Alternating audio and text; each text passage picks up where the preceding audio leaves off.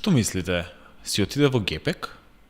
Не, мислам дека сето тоа беше на друг начин изведено.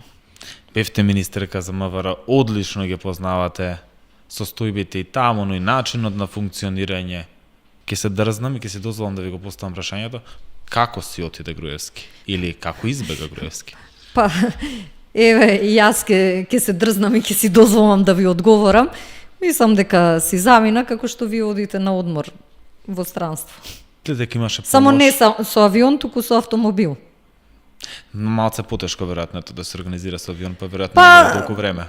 Како да кажам, еве, таква операција не може да се реализира без условно речено прогледување низ прсти од едно релативно високо ниво на државната власт. Сосема е легитимно прашањето за одговорност за одредени настани и случувања. Што ќе добие приоритет? Кога и дали ќе има одговорност, да бидеме трпеливи и да видиме. Дали очекувањето екстрадиција на Груевски? Па знаете, јас не се занимавам со Груевски. Јас да сум на негово место, можам да ви кажам, јас не би чекала да има екстрадиција, јас би дошла сама.